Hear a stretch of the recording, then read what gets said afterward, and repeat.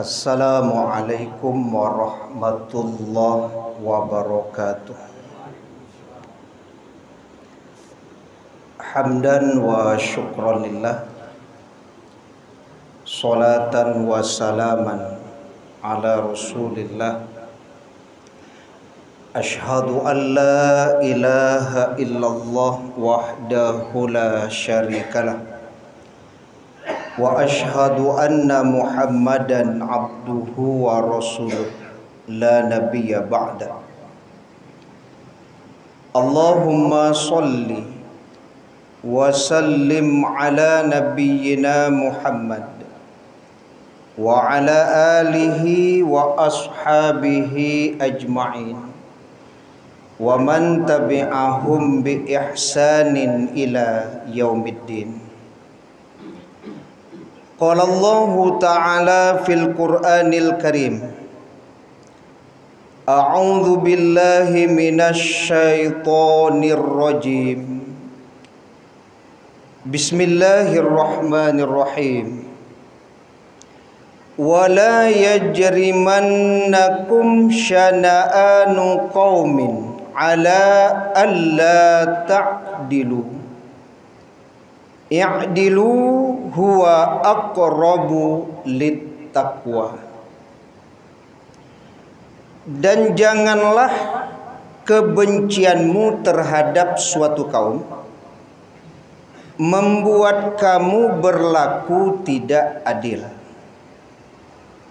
Berlaku adillah, karena berlaku adil itu lebih dekat dengan takwa.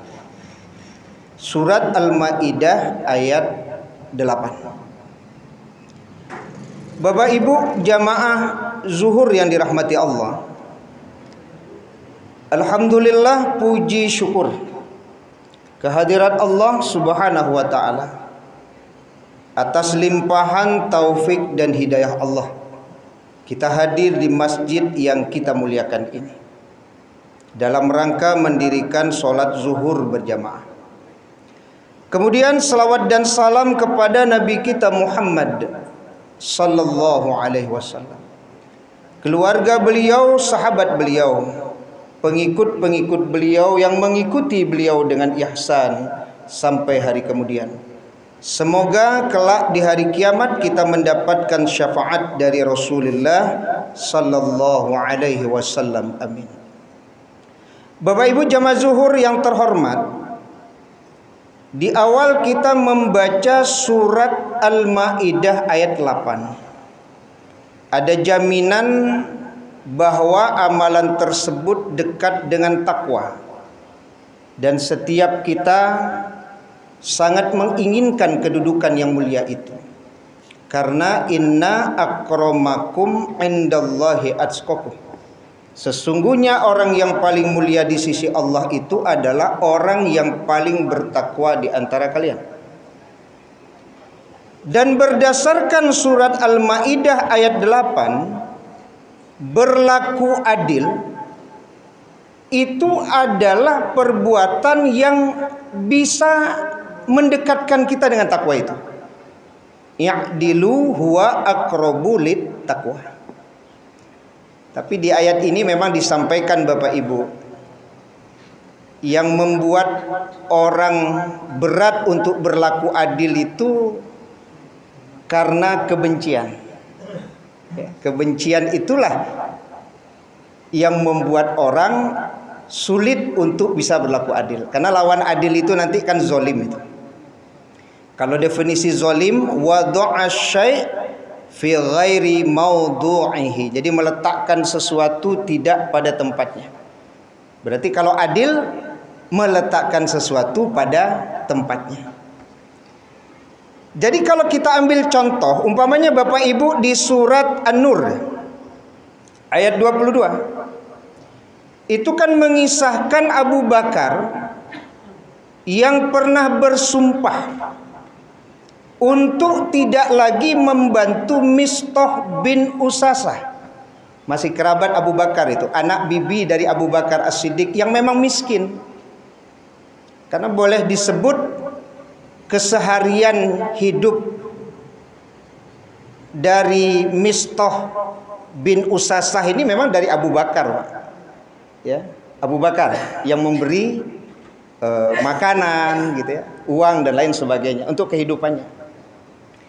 Tapi ketika persoalan hadisul ifki, berita bohong ya, yang memfitnah Aisyah berselingkuh itu, ternyata Mistah bin Usasah ikut pula dia memberitakan berita bohong itu. Pak, ndak kepadih Abu Bakar dia, Pak. Orang yang selama konyo bantu nyo tolong, Pak, makannya, pakaiannya semuanya ditolong, ikut pula menjelek-jelekkan anaknya, memfitnah anaknya. Maka kemudian kan Abu Bakar bersumpah dia untuk tidak lagi membantu Mistah. Karena kan syana'a nuqaumin itu sudah di puncak kebencian itu. Kalau pendapat mufassir kan, wala yajrimannakum syana'anu, itu sudah di puncak kebencian tuh, Pak. Ya. Sudah di puncak. Sehingga kemudian Abu Bakar bersumpah untuk tidak membantu lagi gitu. Maka kan bertemu apa yang Allah firmankan di surat Al-Maidah ayat 8 ini. Kebencian itu menjadi penyebab orang sulit untuk berlaku adil. Kebencian. Maka kan kemudian ditegur oleh Allah Subhanahu wa taala di surat An-Nur ayat 22 itu. Ya, yang terjemahannya, dan janganlah orang-orang yang mempunyai kelebihan dan kelapangan di antara kamu bersumpah bahwa mereka tidak akan memberi bantuan kepada kaum kerabatnya. Jadi tidak menempatkan sesuatu pada tempatnya. Persoalan benci manusiawi. Tapi tidak pula karena kebencian lalu kita berbuat zolim atau tidak berlaku adil. Nah, ini salah satu contoh. Ya, karena dulu orang kalau ditanya bak kondak pai barale diundang oleh keluarga itu, Pak. Ya, jawabannya kan balon buka pai aja. Inyo dulu diundang ndak lo tibor. Ya. Jadi artinya ketika orang itu diundang tidak datang, kita kan jadi marah itu, Pak. Ya, jadi membenci dia gitu. Tapi harusnya itu tidak menjadi sebab kita berlaku tidak adil. Jadi kalau umpamanya diundang, Pak, maka kesampingkan dulu kebencian Bapak itu. Kesampingkan marah itu dulu. Karena ketika diundang, kewajiban kita diundang itu memenuhi undangan. Disitulah letak adil itu. Oh, itu barek tuh Ustaz, memang berat. Ya, termasuk hari ini Bapak Ibu.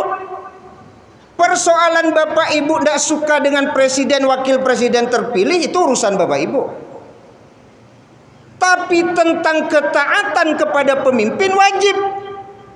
Jangan pula gara-gara Bapak Ibu ambo tidak memilih, jangan aja. Ambo tidak suka presiden gini tuh. Apakah dengan sebab tidak suka itu lalu Bapak Ibu tidak mendoakan pemimpin dalam keadaan baik? Tidak taat kepada pemimpin, itu tidak berlaku adil namanya itu.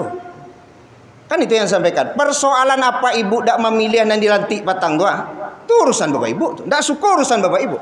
Tapi berkaitan ketaatan kepada pemimpin wajib. Tidak pula gara-gara itu lo doakan dan buruk saya. Kok dapat sakit kareh lah. Kok perlu mati capek. Jangan itu. Itu berlaku kan tidak berlaku adil. Saya minta waktu sedikit lagi, saya khawatir nanti menjelang. Jadi di samping kebencian yang membuat orang berlaku tidak adil itu apa, Pak? Rasa cinta. Apa contoh rasa cinta?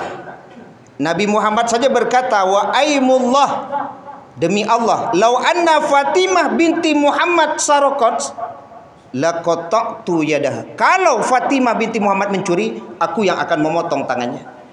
Siapa yang mengatakan Nabi Muhammad tidak mencintai Fatimah? Sangat mencintai.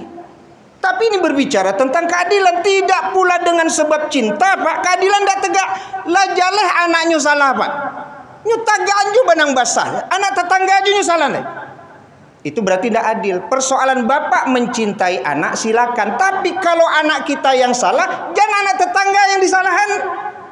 Ikut alih-alih anak awak salah. Dek sayang kanak mah. Siang ngecen anak abu yang salah deh.